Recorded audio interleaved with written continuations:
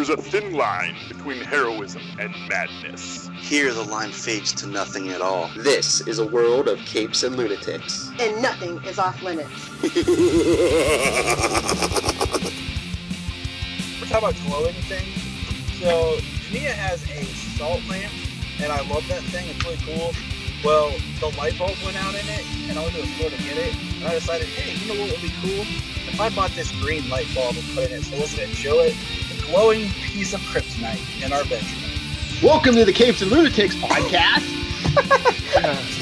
This podcast is rated teen. Rated teen? We're talking bedroom talk already. It hasn't been 30 seconds in. About kryptonite in your bedroom. Why would you? Depending on what color, it could be red to make you weaker. That's what I'm saying. It could be very sexy fun times, as seen on Smallville. Oh, I like it. That's the. Oh my goodness. Yeah, red's next. If I can find the ball. Cut it. I got we green. don't want to get flagged. Green, so I can sleep. Goodness me. That's what so I can have an excuse like, hey, Solomon's crying. You can get it. I'm too weak to go get it. Hello and welcome to the Capes and Lunatics podcast. Now you know why the lunatics are here with the capes. Hello, I'm one of your many hosts, Charlie the Professor Esser. With me, as always, is three other people. We're gonna say Tyler. Who are you? I'm Tyler. I'm out here in the bottled city of Candor. If you can't see me, because I'm small and shrunk.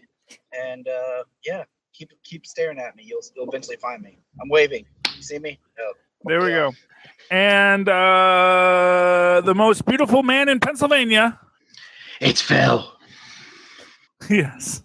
Hey, he did the Superman. I do Batman. There we go.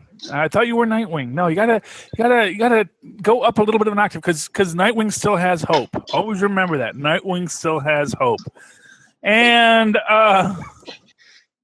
And the wisdom of the group, or perhaps it's lunacy, because there's a fine line between wisdom and lunacy. Because the lunatic sees through the moon all that is reflected back, and it is reversed. But it still makes sense in a weird kind of way. Certainly our drinking tolerance. Little Hellfire. Hiya, boys. Did you miss me? Yes, ma'am. We always miss you, Lilith. Shout out to Kelly, a.k.a. Super Squint, a.k.a. fastest pun slinger in the Midwest, for filling in for me this past week. Appreciate it. I watched it. It was great. You guys were hilarious. Yes, we were. We were quite wonderful. By which I mean I did one pun. And but it was a really solid pun. That's what I gotta say. It was a solid pun that I think is the kind of pun that's going to go forth and penetrate the blogosphere because it has everything you want: dieting and religion and a little hint of social superiority over people different than you. And that's what people like on the internet. Just a hint. Okay. Welcome to the Capes and Lunatics podcast. As we said, very aptly named. Tonight's episode. Are you hungover from Comic-Con yet?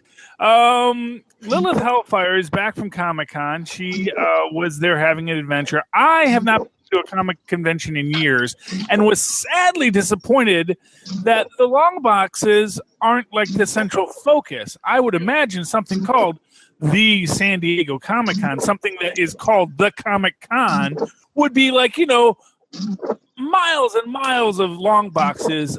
As I said, a ball pit style 99-cent bin in which you could just jump in and grab an armful of books and walk out and just enjoy. Petition for Charlie to be in charge of Comic-Con from here on out. Yes. And Lilith, now you're telling me it's all standing in lines, like some sort of phantasmagorical DMV. It's sellout central. It's sellout central, bro. Tyler, it's like hell in Supernatural when Crowley was in charge, pretty much. Only Supernatural fans can understand that. That's what I imagined. I'm number one. Oh man. To the back. Okay, so like the one thing about like San Diego, like yeah, I wish that other cons would do things, because what makes it interesting is I wish, like, okay, I'm like all over the place.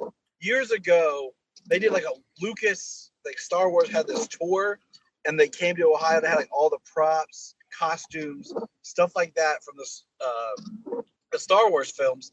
And I kind of wish they would do that with some of the comic conventions, because why I would want to go is to see the costumes, some of the stuff they reveal, like the toys, and some of the, like, it's almost like artifacts that they have from the films, TV series. But it's ridiculous what it is. I mean, you know, you go to a convention nowadays, like I went to one, and there's people waiting in line to meet the girl who did the voice of young Anna from Frozen. When you have people like Denny O'Neil, Neil Adams, sitting over there in Artist Alley, and there's not even a line, because people have no idea who they are. Yeah, but you know, okay. So here's what I'm going to say. Back in my day, when dinosaurs ruled the earth, and comic books and comic conventions were about long boxes, you have to remember that comic cons were always about commercial fare. It was always about selling stuff. Now, what has changed in our Comic Con universe is that it has become less and less about selling stuff and more about advertising. Because when you think about something like the reason why San Diego Comic Con is a big deal is because, Marvel's going to have a big thing where they're going to say, and here's Infinity Stones. Well, not anymore. That's for D23 now, but... Well, they did some reveals. They did some stuff. They came and they... No. You know... Well, first off, if you have D23, which is like, we decided to do our own con that's just all our stuff. Although, again, with no long boxes, which is basically D23 is, I'm going to pay you, Disney, like, $500, whatever it costs to go to a convention these days. I have no idea. I don't go. I'm going to pay you all this money so I can sit in the room and then you can show me all your commercials. I'm so excited for these commercials. It's like, it's like if you paid to go to the Super Bowl to see the commercials. I mean, it's like, yeah. Okay, get those guys off the field. I want to put the commercials up on the Jumbotron. I want to be the first to see the commercial for Huggies. I don't know if it would be the commercials. It would be more like you go to the Super Bowl and they show you the highlights of the game, not the actual game. Yeah. Well, I think actually that is what you do, because they show on the Jumbotron just the highlights of the game, not the actual game. You're too far away from the game to actually watch the game. I assume, again, never been. I'll tell you guys what a superior con is that you guys should definitely check out is the Heroes and Villains Fan Fest. I feel like that's a really good con geared towards fans, when you get to meet people, and there's long boxes and there's artists, and you know what I mean? Like, it's just a good mix, and it's still very accessible. See, that's and also like WonderCon, Yeah. Well, I mean, it's one of those things like the studios have taken over and they've pumped it full of it's mainstream stuff.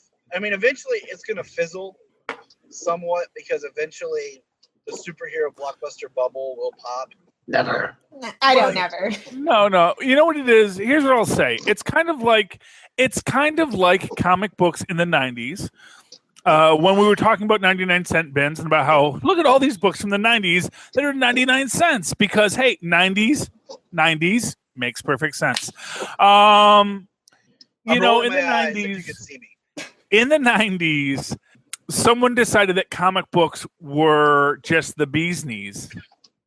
And every company just said, we'll just make more comic books because people are buying them, as if they were something as valuable as a Beanie Baby, Don't get me started on that. And so you wound up with this glut of things. Now, this is what I want to say. When I was a kid, when I was a young man, and going to see James Doohan at a Comic-Con or a Star Trek convention, that was like the draw. We're going to go there, and James Doohan's going to be there. And James Doohan would let you take a picture with him afterwards. He was a real cool guy. feel like I embarrassed myself with James doing, but he was a great guy. I loved him. We'd see. I went to the one with Leonard Nimoy. That was amazing. Leonard Nimoy in a con. That's one you got to love. And the thing is that that's what cons were. They were like this one moment, and you'd see Con. You'd see like one guy. Now you go to these things, and if you're going to see Leonard Nimoy, you're not going to see Leonard Nimoy. Actually, right now, it would make sense to pay money to see Leonard Nimoy, James doing. But, the idea that, if you're going to go and Stan Lee's going to be there, it's like, yeah, Stan Lee's going to be there. That's an extra $200 to go into the room in which Stan Lee is in, Yep. And it is about building that bubble. And I think you're right that there is this con bubble that will burst because eventually no one has the money to spend to go talk to Stan Lee. As much as I want to talk to Stan Lee, I don't have the money to do so. Well, you pay almost, depending on, we'll say mainstream cons. We'll use those, okay? $30, $50, $60 tickets, depending on whatever package. And then you have, a photo op, $40 to upwards of a couple $100 or for an autograph. And you don't even get to talk to them, really. It's just like, picture, okay, there you go. Yeah. Yeah, but the fans kind of set that prices because they wouldn't charge that if they couldn't get, they're charging that because they know they're going to get it.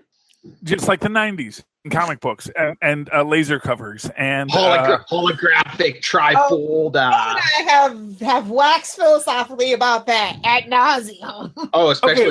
Especially with Detective and Action Comics getting the 1,000 soon. Yeah, that's just the running joke until it happens. $50 book. That's where we're at right now. Hey, Lilith, did you see me and Luca do our live review today? I did. I held up Action. He's like, almost to 1,000. I'm like, who are you, little motherfucker? It's the boy. Okay. Here's the thing. Here's actually my biggest question with specialty covers that are like a big, again, Phil, as you say, 90s nostalgia is here because it's all about fancy covers again. What is with lenticular covers? I don't know. DC's been into that for the last couple years. But here's the thing. This is like this technology from literally the turn of the century, or maybe not the turn, but like the advent of clear plastics. The turn of the century? The last one. So middle of last century, someone figured out, hey, if you put these plastic ridges on a picture, you can like turn it to the left, and it'll sort of turn into one picture, and turn it to the right, and now it's a different picture. Now, pictures of people getting selfies with. Now, what's funny to me about this, because when we came up with the holographic laser covers, they're basically still lenticular. It's just smooth. Because when you turn it, it would change, and you turn it the other way and change. And most of the time when we looked at it, it's like half one and half the other, just like a lenticular cover. Well, I think that's the point of it. They're using this old technology, if you will. Yeah, but meanwhile they can jack the price up on the cover. Yeah. But what I'm saying is that lenticular. I was alive when lenticular was like a thing, and like it was boring then. I mean, it was like and it's still just as boring today. Those Secret Wars figures with the shield. Oh yeah. See, now what was great about that was now before you go there, let me tell you what was great about the lenticular Secret Wars shields was that you could change the picture. Yes, you had the shield, and then you would insert, and so it was actually a little bit interactive, and it's that interaction that's what you're always looking for in the toy market. That was my childhood. I was there. Well, that is like the biggest thing with Barbie. They have found that they have to do that.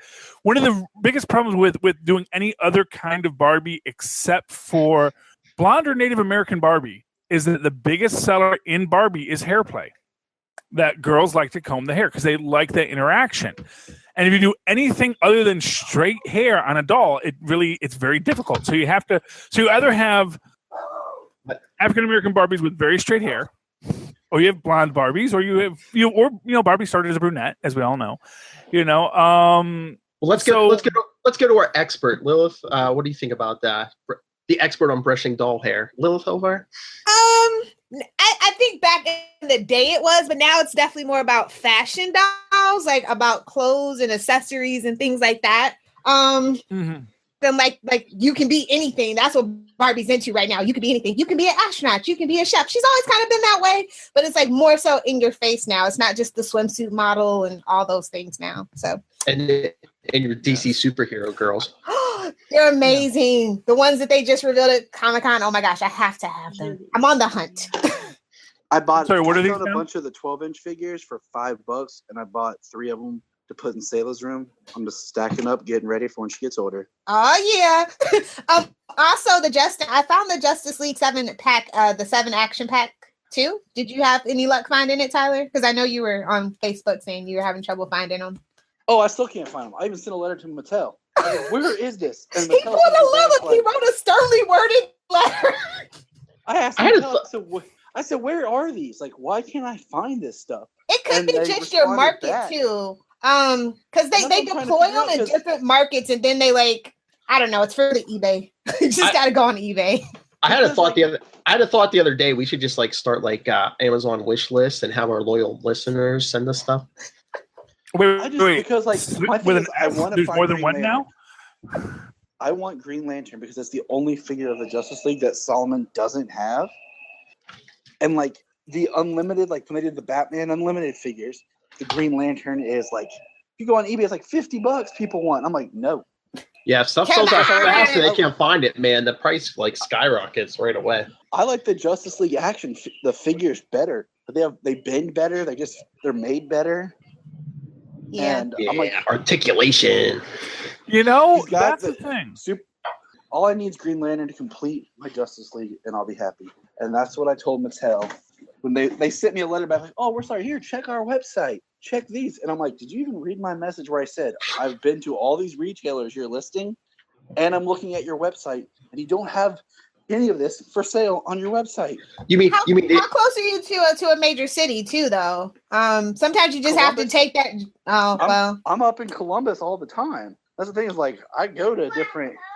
I mean, there's 3 Toys R Us's in the Columbus area. We've been there. They didn't write back we don't make many Green Lantern figures anymore. Ryan Reynolds kind of ruined that. Well, it's not Ryan Reynolds that the movie. It was the writer that ruined it. Speaking of which, this is actually something I wanted to talk about because I have a crazed fan theory about setting. Because this is an interesting thing. This is an interesting thing.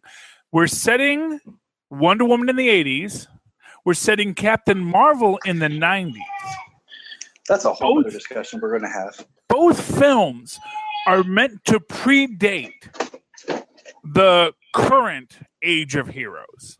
And there is this idea that what we're going to be exploring in these stories is the lost superheroic generation that made public. Essentially, the superheroes that were around when S.H.I.E.L.D. still kept a tight lid on these things, your Fantastic Fours and whatnots, your Captain Marvels, if you will. As if with Tony Stark being famous already when he came out with his, it brought everybody to the light. Well, exactly, because you remember when they actually presented Tony Stark and Iron Man, it was supposed to be Tony Stark not is Iron Man. Iron Man's just a guy in a suit. Nothing to see here, just my bodyguard. And if you get that, if you get your Fantastic Fours in Captain Marvel, if you get something else from that is a earlier version of a story in Marvel, what might you get in DC? What you might get in Wonder Woman is, ready for this? Oh yeah, bring it on. Now, it would be cool if you got Hal Jordan, and then the modern version is Jon Stewart, or, as I've said, Jessica Cruz. No, you shut your mouth. Well, exactly. Whoever it's going to be. I think Jon Stewart. I only say Cruz because it's another woman and diversity. Yep. Yeah. They also only have one black guy, too, so they could pull off Jon Stewart. We have Cyborg. It's good. It's good. We're fine. Yeah, I am never comfortable with Cyborg. The idea that, I'm a superhero now that every part that was human has been replaced. And I'm not wearing pants in a kid-friendly show, so do some math on that. I'm just saying. Don't saddle Wonder Woman with Green Lantern anything. Let that sink or float on its own. Don't put that on Wonder Woman. Well, I'm not saying that you have to have Green. Here's what I'm going to say. You can, because here's my thing with Green Lantern. I've always wanted that if you were ever going to do like, I would love to see a Green Lantern where Green Lantern is sort of like, especially Hal Jordan, Green Lantern is sort of the Man in Black, where he just sort of shows up and he's this guy and he's got like a green trench coat and he's like real subtle. Okay, what is your? When the double wears red and Our producer has a suggestion. Wears a black double suit and two red teeth. Because they want to sell all the different kinds of toys. They want the yellow toy, the red toy, and the black toy to be sold. So they design new costumes for Daredevil every couple of years, so they have a different toy to sell. Okay. Yeah, that's my same thing favorite, with by the every way. movie. Yeah, that's why Iron Man has so many armors, because every armor is another toy to sell. But I've always felt that the way that would be a great way to do, especially a Hal Jordan, is you make him this man and this guy who's just showing up, and you never actually see him using his powers because it's just always he's just there and he like knows things, but he doesn't tell you how he knows things. And I think the person you're describing is John Constantine, to be honest. Yes, but you know what? He's not as big enough. Well, see, but then it's a yellow trench coat, and of course, we all know we have to have our yellow weakness. No, but I just think that would be this great because here's what I've always said. Here's my view of Hal Jordan. He's a military man. He's kind of a by the book kind of guy. He's part of a fascistic intergalactic peacekeeping force. They were just fine with freaking Sinestro until Hal Jordan started getting all wishy-washy on them, and they're like, "Oh yeah, Sinestro. I guess that is bad to have Sinestro have peace on his planet." Just saying. Sinestro was there for a long time. I'm sure the Guardians kind of figured it out before Hal Jordan said, "Hey, I think this is bad. This seems to be some sort of fascism." Just saying. So you're saying the red man had a good system going, and the white man had to come in and throw him out. Well, he's really more magenta. Oh, that's a whole other thing. That gets into my alien sexuality stories, but we don't need to go there right now. Whoa. What is this, Supergirl? Yeah, let's not even get going on that because that got weird. And, just the fact that they're like all of a sudden, new season, hey, we'll just go to this alien bar and forget about the coffee shop and we'll just hang out here because we only hang out in one place. Grant said they couldn't keep using CC Jitters anymore. It's all cool that, that all of a sudden National City is just known for aliens because for some reason that city attracts every alien on the planet. Have you seen Melissa Benoist in a miniskirt? I'm just saying.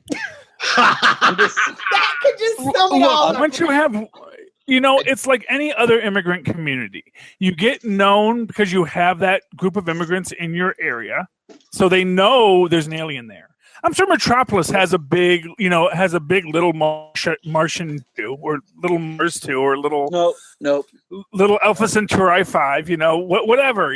They have a little place. They have a place where all the aliens congregate. National City's a sanctuary city for these illegal aliens taking our jobs. Yeah, just like Wonder Woman. Wow, illegal alien taking all our good superhero jobs.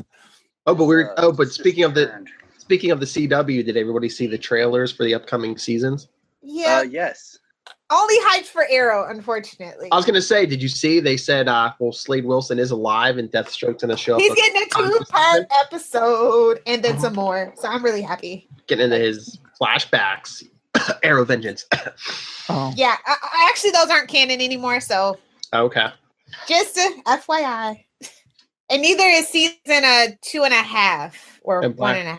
And yeah, Black those Canary, aren't canon anymore. And Black Canary and Black Siren were cited, so they're alive. Mm-hmm. And so Felicity's in the bunker, so you know how I'm going to feel about that. Woo! So basically no one died. Oh, no. I'm sure Evelyn died. I'm sure Samantha, the baby mama, died. Oh, yeah, because you see all of her with the kids, so yeah, of course. Flash, it looks like Wally might actually get an episode to himself. I don't know how fans are gonna react to that. I didn't see it in the trailer, but there's pictures of him in the red suit. So yeah. Are we gonna get to Mark Wade? My name is Wally West, and I'm the fastest man alive. I think that's the first episode, definitely. Yeah. Mm-hmm. I did not like the Flash's trailer that much. I didn't really. They're like, oh, there he is. Like you could obviously tell that it was cut between two different scenes, and it was just the back of. And after we've already seen that Wally's gonna put on the red suit, I'm like, you're just messing with it. Like I haven't. Like this trailer doesn't even look good.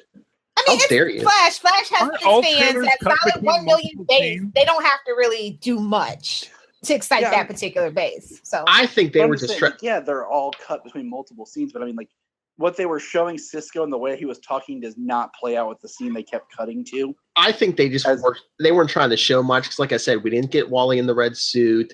Barry's probably going to be back by the end of that first episode, so they probably weren't sure anything at that first episode. Oh, you mean no. Unless Flashpoint. Unless the whole thing with bringing him out of the Speed Force is part of the crossover. Because didn't they say they're doing the crossover earlier? Yeah.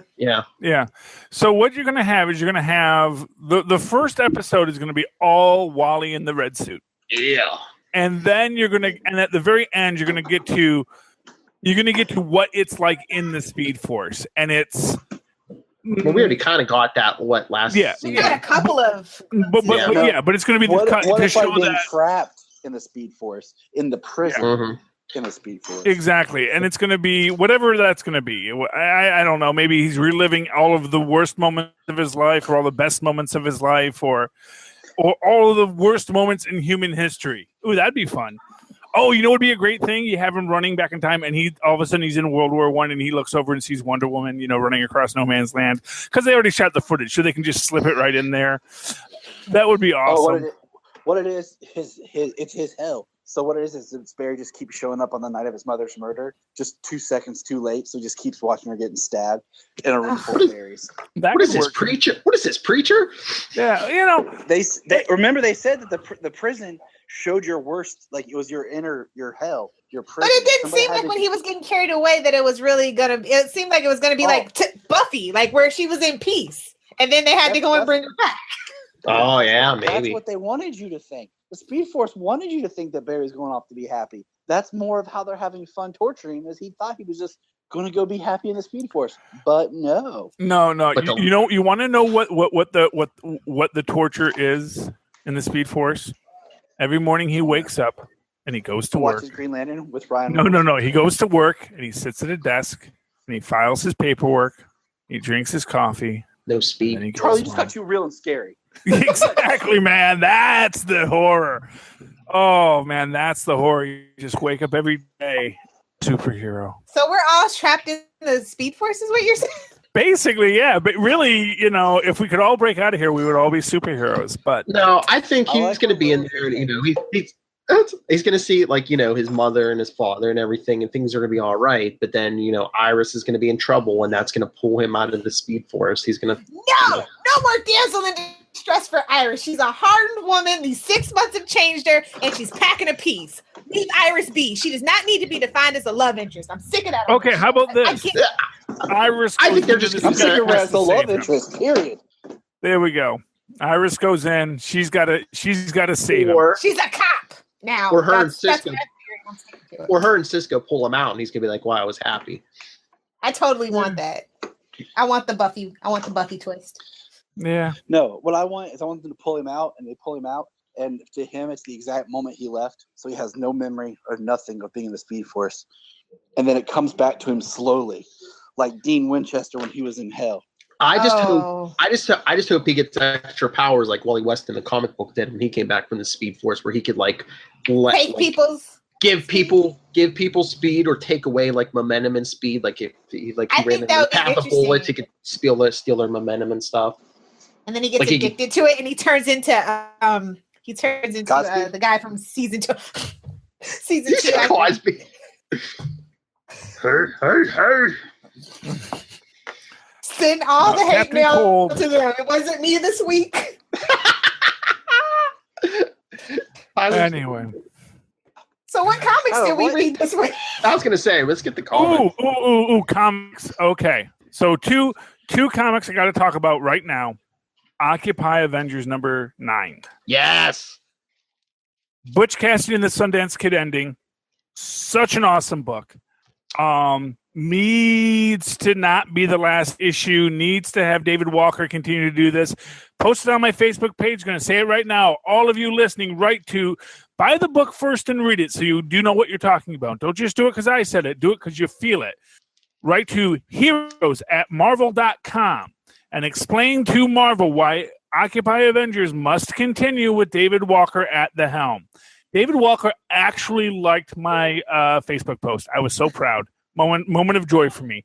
And it is just, everything he's been building to is great. And then, like I said, the Butch Cassidy and Sundance Kid ending when Tilda and Red Wolf jump out to go face the Hydra. Because next time, let's go someplace like Bolivia. That's the trick. Charlie, did you read both Captain America issues? I did read both Captain America issues. They were all, they were good. But my actual pick of the week, it's hard to say that Occupy isn't my pick of the week as much as I love it. I think, Occupy is my political pick of the week, where this is something I want to fight for. Lovable confirmation of everything I've ever felt about comics. It was Gwenpool, where they basically explain that Gwenpool is going to become the most dangerous creature in the Marvel universe, and that's why we have to try and convince her that she's back. She's not in a comic book anymore, because she eventually will become a being that can just crumple up reality as if it were paper. Because you basically see her throughout the book sort of pulling panels back and moving in and out through time and space, and it's just really freaking cool the way they do it. And you see that the Terrible Eye will eventually be the Sorceress Supreme of Earth, which is kind of cool. And of course, you have Miles Morales as adult Spider-Man, and of course Van Dunen, the Doom bot that became self-aware, all teaming up to come against. Here's what's going to happen. Because Gwenpool realizes that it's actually just the Doom bot, that it's not really Spider-Man and the Terrible Eye from the future. It's actually just robots that he's created because this was a plot used in a Fantastic Four issue where Doom comes back from the future to stop the Civil War. But of course, what happened, because Reed Richards does create a utopia, but there was so much trouble that had to come before the utopia. He wanted to prevent that, and so he goes back in time and he uses what he says are the future Namor and Black Panther to sort of make his case. But then Reed Richards realized those are just robots, because you have to create this field, and you need a triangulated field, and so these other two are creating that for you. So Gwenpool's going to reference that in the next issue. You watch. So you're predicting robots in disguise? Robots in disguise, yes. But no, I did love Gwenpool. As far as Sam Wilson and Steve Rogers, they are great. Sam, of course, you get the spoiler for Sam at the end of Secret Empire. We see him back as Captain America, because dang it, he is Captain America. As Cap is putting on the green, which ain't his color, as Sharon Carter tells him. And it was great because you really see Cap completely you see Steve Rogers completely deconstructing. You also, it's an interesting thing. I noticed that in Secret Empire, we still don't know who's talking. And when they're saying we, it makes you wonder if it is everyone trapped in this cosmic cube, and who are all the people trapped in the cosmic cube? Is it Bucky, and is it? And what's weird is who was the black guy? Was it James Rhodes? Was it? Because we're trying to think of who were the people that were caught in the cosmic cube. Obviously, the Red Skull, Rogers. Obviously, Bucky has a real possibility of being trapped in the cosmic cube. Although, for what it's worth, when Rhodey dies, so maybe this is a way to bring back Rhodey, it was Thanos related, which was also Cosmic Cube related because they were using the 8-sided Wasn't he after the university cube? stuff. Yeah, he was after the cube as well. And if we were going to find out that all cosmic cubes are but one cosmic cube, there's all sorts of things they could do. So it would make sense for that to have been Rhodey, Bucky, and Steve in the brain, along with Red Skull. And it is interesting. I still don't know if Red Skull is actually trying to help or hurt Cap in this. That's the other thing. We don't know. The Skull may be hurting Cap, but maybe that's what he has to do. But we do see that Kobik is the goddess who is going to set things right once she pulls herself back together. And that, of course, is the real crux of it, is that the whole reason the cubes got shattered was because Selvig wanted to give Kobik enough time to reconstitute herself so that she could be free, not bound by either the Skull or Steve Rogers. One imagines that maybe we're going to find out that Selvig is actually the Vision from the 1940s. It's a thing. Look it up. Because the Visions from the 1940s, their purpose in life is to help cosmic cubes evolve. You watch, kids. It's all connected. Mark his words. Just like Agents of S.H.I.E.L.D. is tied to the Netflix universe, even if they don't want to admit it. But you have to listen to Super Connectivity this week, which we're recording tomorrow, to find out what the super secret connection is between all of Marvel's television and probably their movie properties too. It's all coming Charlie back Esther together. wants you to listen to Super Connectivity. I would like it if people did. That would be nice. What time do you guys go? Are you guys doing it live or? Do it live. We always do it live anymore. Yeah, probably around 7. Yeah, 7. It depends on how late I work at work now. Ugh, work. Like I said, if you want to know what hell is, there you go. Sitting at a desk with papers to file, things to do, Preach, brother. things to put into organize, things to organize and put into place. Preach. I've been given a lot more of that at work. Preach, brother. Yeah. What about you, Phil? Oh, of course. 90s me. Scarlet Spider. Ben Reilly, the Scarlet Spider, number 5. Ben Reilly and Kane duke out. Go Kane. How dare you? He commands an army of spiders. And that makes him 1,000 times more threatening. He doesn't have a spider sense, though. Well, not the conventional spider sense, but this has to be before Secret Empire because they're in Vegas and, it's still there. It's not destroyed. Yeah. It's not a crater. Yeah. Yeah, not yet. Oh, I'm all 90s. Cable. That's my boy. X-Men Blue, Lil.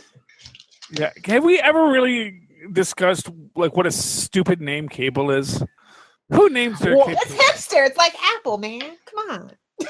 I forget what the reason was and who. Might have been, was it Rob Liefeld? Somebody named them Cable because I know they were the story. It's Nathan Summers. Yeah, but I know his name is actually supposed to be named Nathan Summers, but I know I think they said back in the day they were kicking around names like Commander X or.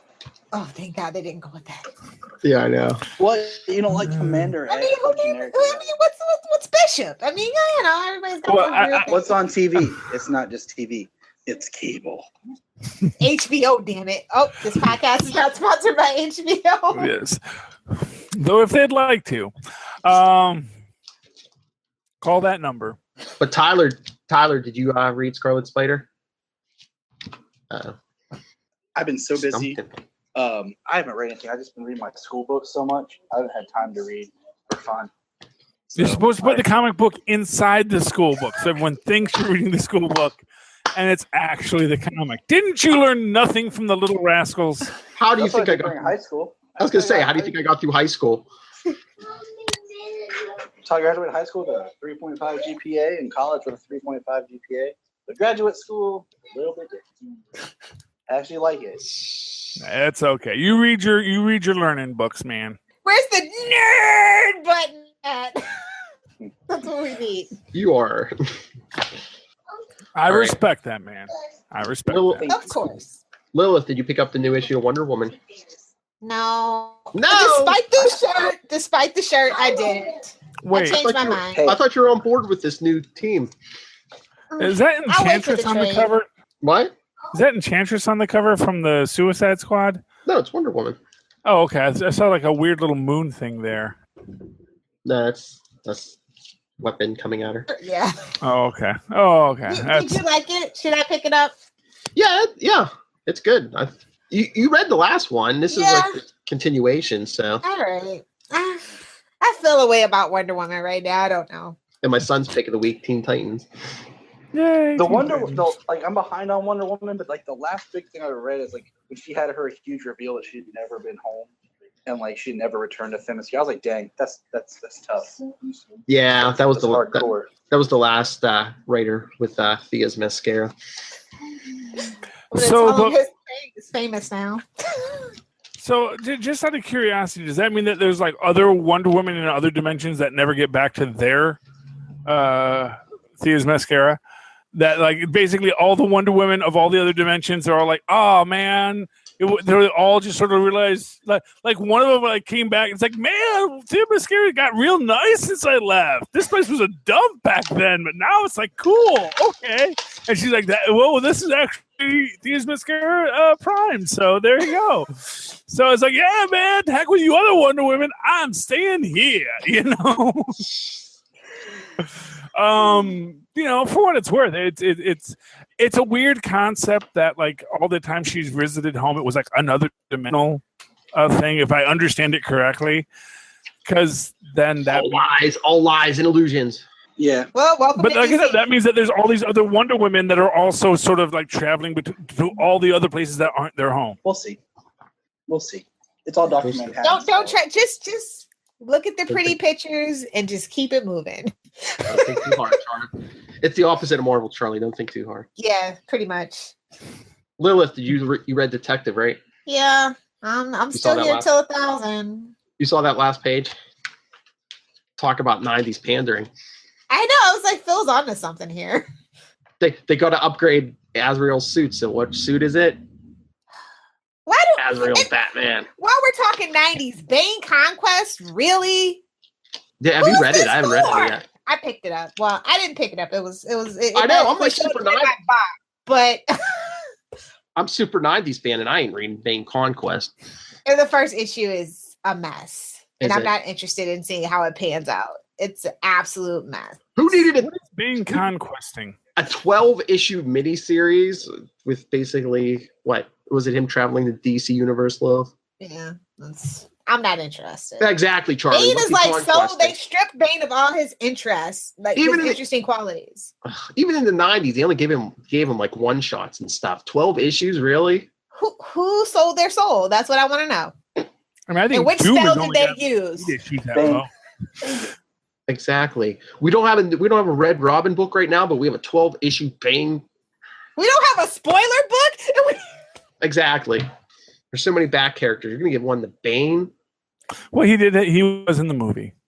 I take Leslie Tompkins over Bane, dude. This the comic version, not the Gotham version. No. Yeah, I was like, wait a I take minute. the Gotham version too.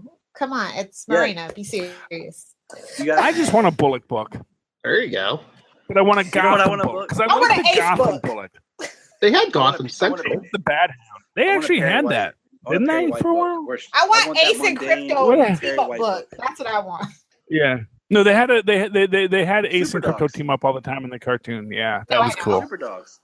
That was awesome. And they had what was Streaks the cat, like the Flash's Streaky. cat. Streaky the Who cat. Yeah. turned into Supergirl's cat? That cat got around. Well, it's a cat, man. Cats, not every cat has a home, but a cat can find a home wherever they are. That's the point of being a cat. That's deep. That's deep, man.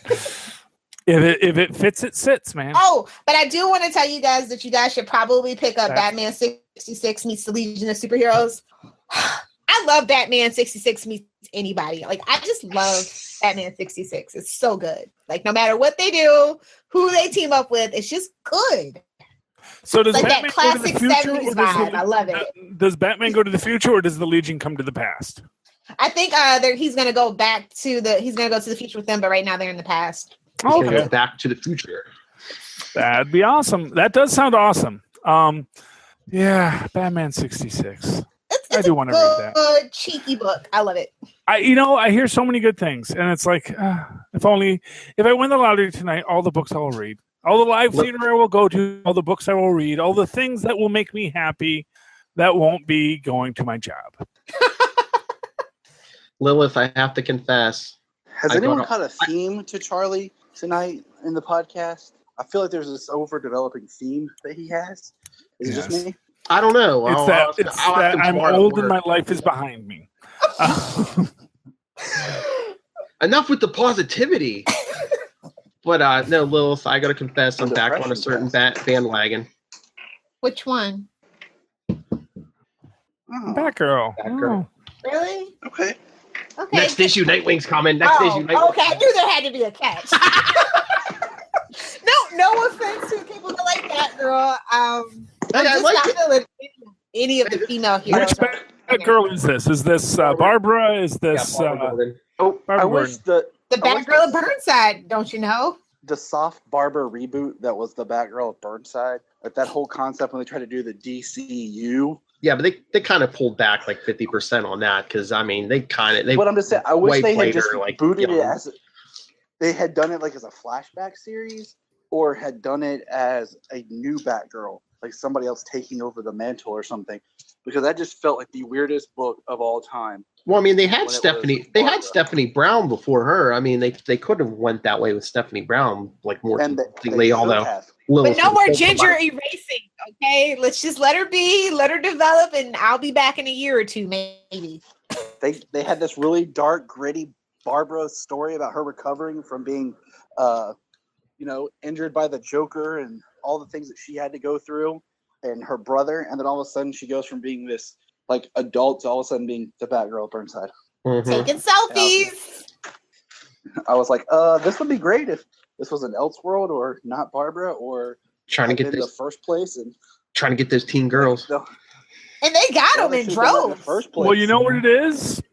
It's like the new Wasp, who survived the Red Room and has to present this giggly teen girl vibe, because if she ever stops for a minute, the horror she's endured is too much. And every so often she does stop and says, oh no, this is all a defense mechanism. I guess you didn't realize that the things I've been through, you can't even comprehend. So let me have my selfie because it makes me happy. Plus, I think they try to differ, especially Batgirl. They try to make her, if they make her too dark, they're like, well, what's the difference between her and Batman except for gender? Yeah. Yes. Well, also they also want to, because Batgirl is in their teen superhero girls book, so they got to keep her.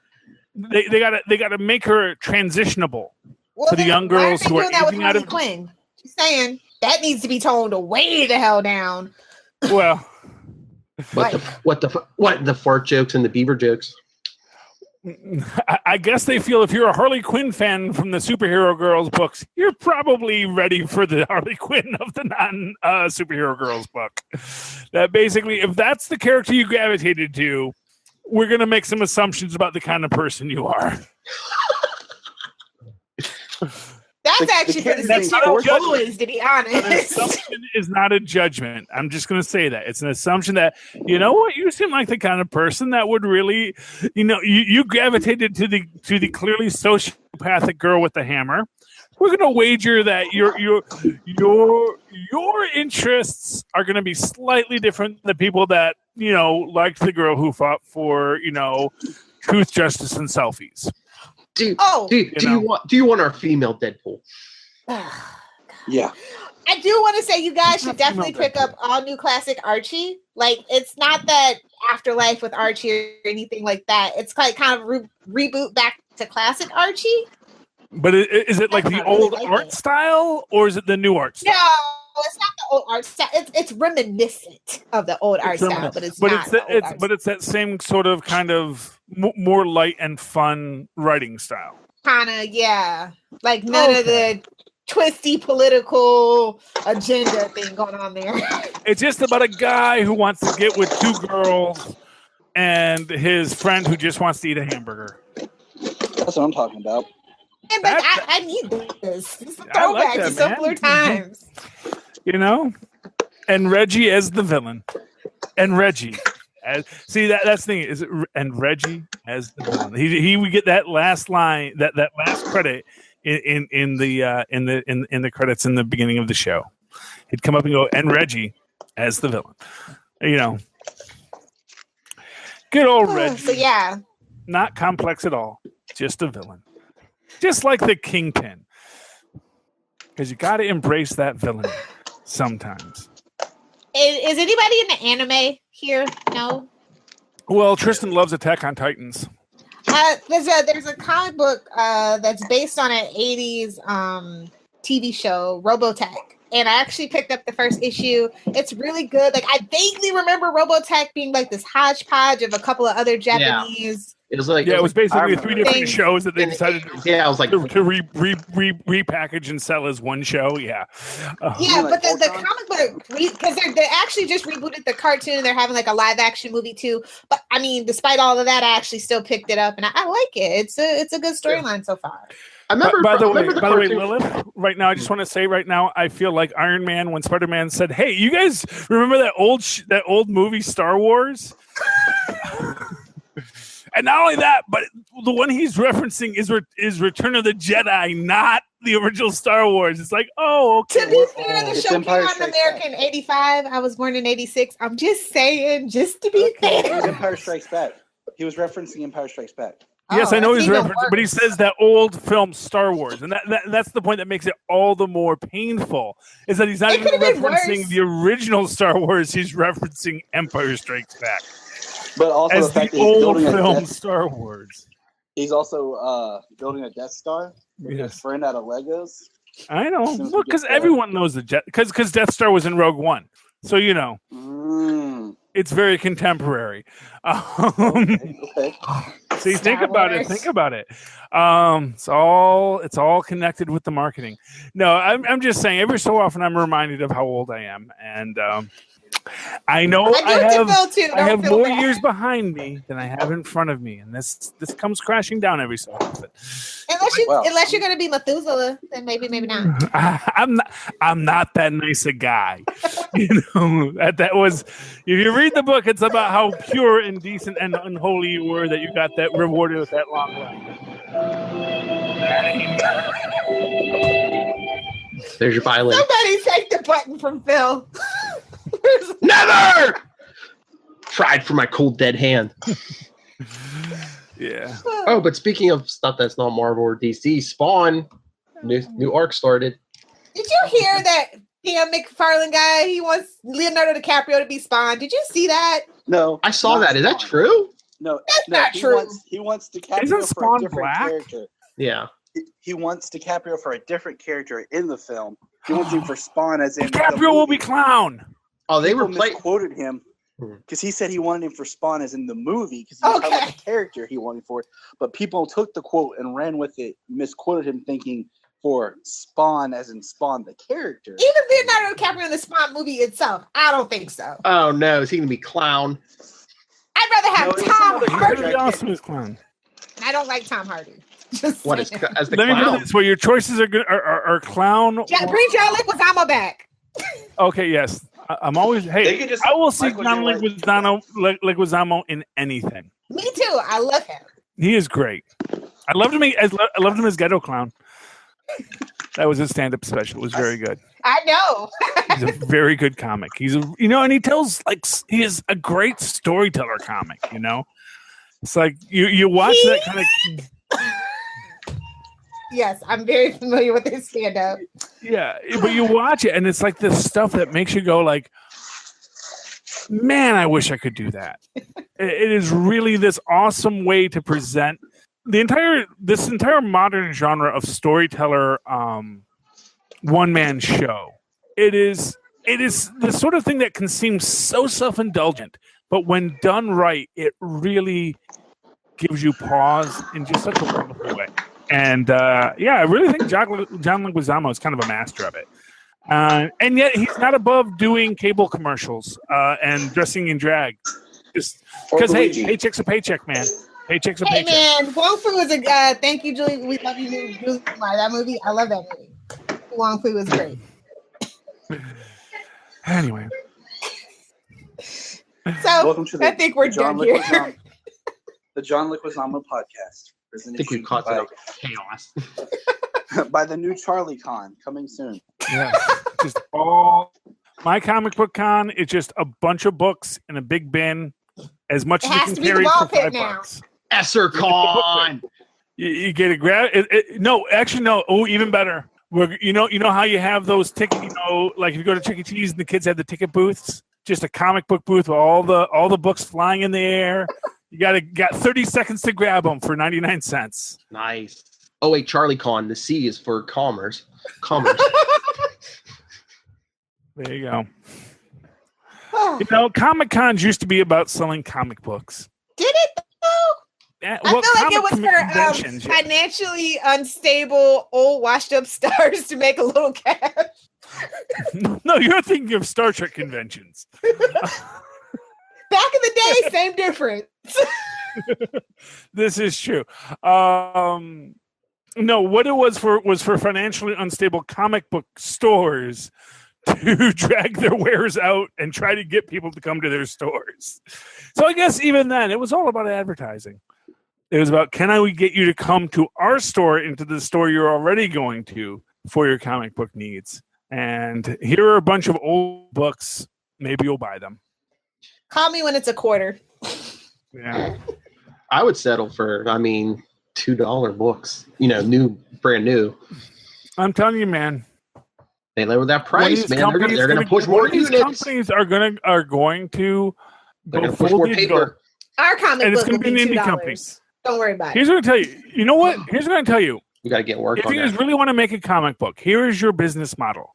We're going to do an all digital platform, 99-cent books through Comixology.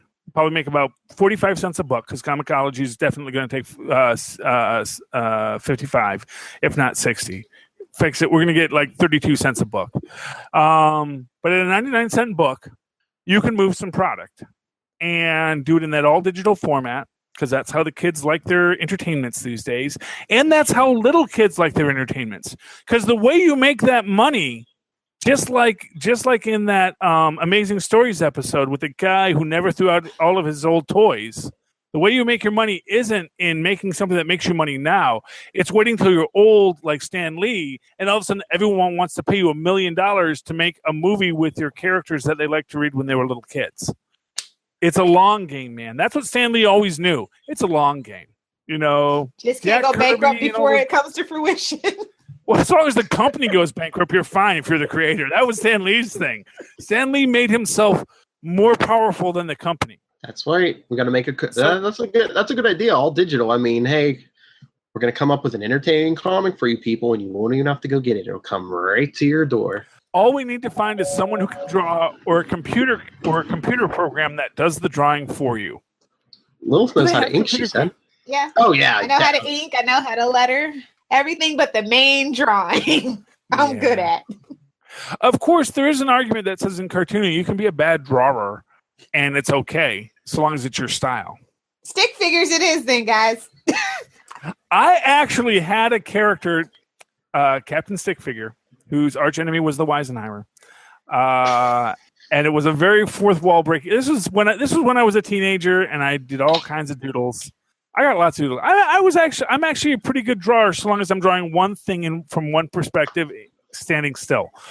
It's like I can make one drawing that's really good, but you have that thing do anything else. So it's like if you just had a thing that was just like everything is like every time you see it, it's always like I can do that character doing that and then another character doing this. But I can't have this character do this because that's just I can't do that. So keep an eye out for our new comic created by Charlie Esser, a hot woman standing there telling you about scientific principles. Mustard gas. Hydrogen gas. Hydrogen gas. Mustard gas. We lost Tyler, I guess. Yeah, he had a I just hope his car did not go careening off the road. No, I think he's home. It was a child yeah, it was the baby. Yeah. Oh, okay. Child emergencies. Me, the His baby, kids be in bed by now? His kids are younger than mine. Well, that's the emergency. His oldest woke up. So. Oh yeah. And now the baby of the podcast wants to go to sleep. See, that's where I'm lucky. My oldest, when he wakes up, just plays on his phone. It's like, okay, to the point where I have to say, no, you can't play on your phone until 5:15 in the morning. That's the rule. And he will sit there and wait till 5:15. At 5:15, he will go get his phone. We don't sleep much in my family. Am I related to you? Because I don't sleep. All right, young little Hellfire. Where can people talk to you? You guys can catch me live tweeting Sundays and Mondays via @LilHellfire. For everything else, Adventures in FG. That's Pinterest, Facebook, Twitter, and Instagram. Also, be sure to check out my website, Adventures in Fangirling. Be sure to like the Facebook because some pretty cool things are happening soon. And that's it. That's all I have to plug today. Okay. And if you like me, you can always go like my Facebook page where Facebook yelled at me today because I haven't been sharing enough. It's very interesting because on my other page, my Facebook says, you share so much. We love you. And then I go to my, that's my main, my personal Facebook page where my real friends are. And then where all you folks are welcome. This Hollywood page. My fancy page. Facebook was like, people who like your page haven't heard from you in so long. That's why I posted my thing about how I have to write more, which made Phil put me in suicide watch today. So, why? I said I love your writing, and he was like, I thought it was a new one. Damn you, Charlie. Yes. Oh no, he PM'd me too. He was like, "Hey, everything okay?" He likes to make sure. Yeah, he Phil is a caring and heartful man, and that is why he is my podcasting guardian. My guardian angel, Philip. Okay, that's right. I'm sensitive. Damn it. Dang, Skippy. If you would like to write to me in that old-fashioned email way, you always can at superconnectivityblog@gmail.com. That's superconnectivityblog, all one word, @gmail.com. And, of course, follow me on Twitters for some reason, because I'm about as active on social media with Twitter nowadays, since the Incredible Hulk is no longer on 7 o'clock on Saturdays, and we don't have any cool shows to live tweet until Agents of S.H.I.E.L.D. comes back.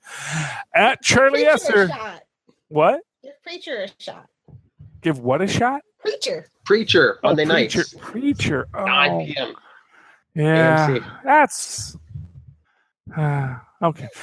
That's a devil show. I don't know. I don't like shows with devil. I actually, like the concept for Lucifer, but I still don't even watch Lucifer. My wife loves it though. At Charlie Esser, that's CharlieEsser. Look for the 2 E's in the middle for quality. All right. As for me, if you want me and Lilith to talk to Charlie's wife about Lucifer, you could always email me, nightwingpdp@gmail.com. On Twitter, I am at nightwingpdp. And follow the Capes and Lunatics. We're on Facebook, facebook.com/Capes and Lunatics. Twitter is @CapesLunatics. Instagram, Pinterest, and I think it's pinned on all of them. Find the link, buy your T-shirts, and all your other merchandise. And all right. Send us your voicemails. We get some good emails or some voicemails. I have some comics here. I'll send them out. I have a few things, merchandise, so maybe I'll send it out. But the voicemail, 614-382-2737. That's 614-38-CAPES. All right, Charlie Esser, take us out. This has been another episode of Capes and Lunatics. Oh, I'm sorry. We are the... Oh, I guess I'm the Cape. I'm the and. I don't know how to do this. You're the big and, yes. I'm the big and. So this has been the Capes and Lunatics. There we go. Singular. Works for me. See, I don't like devil shows. I like superhero shows. And back in the day, we used to have all sorts of randomly created superheroes, like Automan and Manimal, and yeah, and it's like nobody's making those now. It's no, we got to fight the devil or be the devil and fight angels because. And it's like, no, just put on a cape and punch something. Who said? Or don't put on a cape and just use a power. Who said these modern superheroes aren't the devil? I mean, look at Barry Allen. He changes the entire world and messes with people's lives. Yeah, well, that's fine. Negative of that. And don't get me started on that Oliver Queen. You leave I want my an little sweet Automan baby movie. Oliver alone, okay? Only I can pick Oh, on him. by the way, did you guys see the? Well, I'm sure. Well, did you saw the San Diego Comic-Con mural of Teen Titans versus Teen Titans Go? Oh, that's totally. Did you gonna know? be- Yeah, it's gonna Did be you something. Did you notice the Starfires? The only ones not fighting were the Starfires. That's right. Peace and love. Peace and love. Good night.